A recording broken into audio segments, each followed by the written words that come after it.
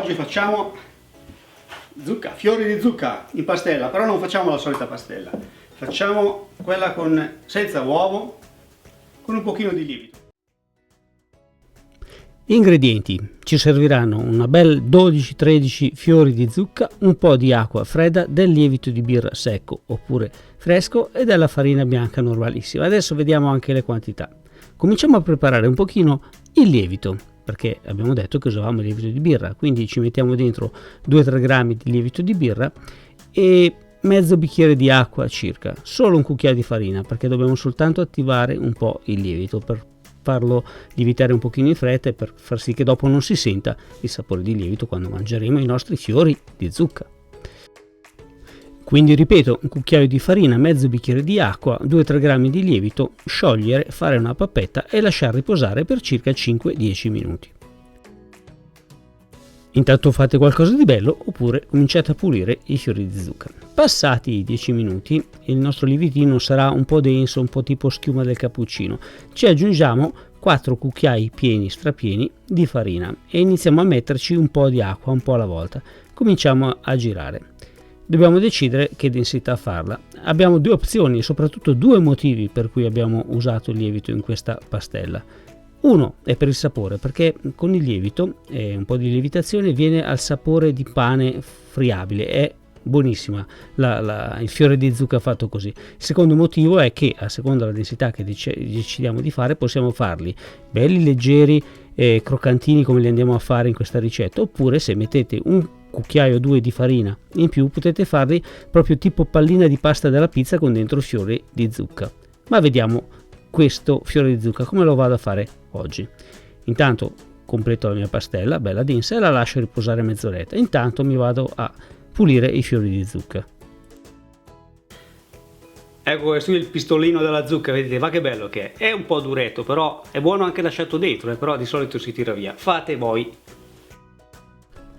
Dovete sapere che se staccate il pistillo dal fondo del fiore di zucca, con i pistilli saltati in padella, aglio, olio, dei gamberetti e dello zafferano si riescono a fare dei primi di pasta incredibili o anche un ottimo risotto. Fiori puliti, lavati e stirati. Li mettiamo dentro nella mia pastella. Vi ricordo che la pastella la potete fare anche più densa, così più è densa e più ne resterà attaccata al fiore di zucca. Però insomma sazierà un attimino e decidete voi come volete farla. Io ci sto piuttosto leggero. Mischio delicatamente i miei fiori di zucca con la mia pastella, che nel frattempo è passato più di mezz'ora, ha lievitato anche un pochino. Ora andiamo a friggere.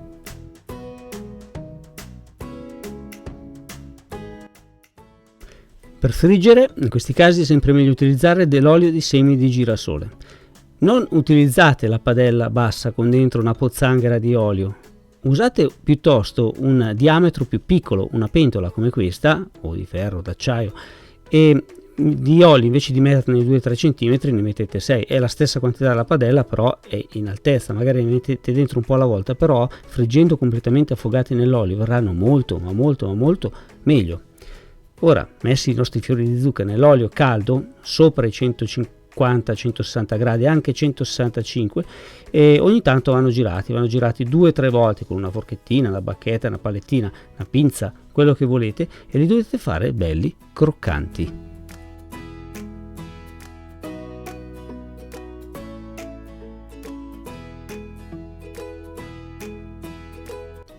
È bene aver preparato un contenitore con dentro 3-4 strappi di carta assorbente da cucina per assorbire l'olio in eccesso.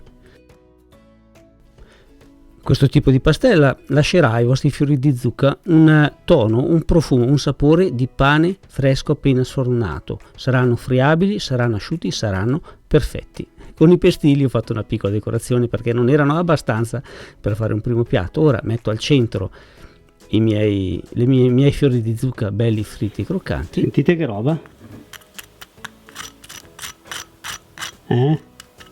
Bello croccante. E serviamo caldo, ma prima di andare via aspettate perché vi voglio dire una cosa molto importante.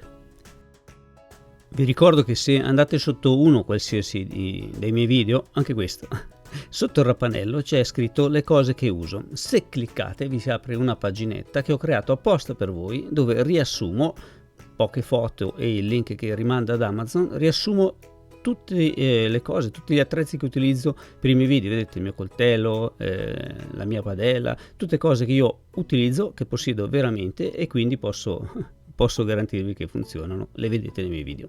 Quindi se vi interessa qualcosa potete tranquillamente andare a vederle e vi rimanderà direttamente su Amazon. Un ringraziamento e un caro saluto da Gabriele. Mi raccomando, andate in descrizione, lasciate il like e iscrivetevi al canale. Ciao a tutti.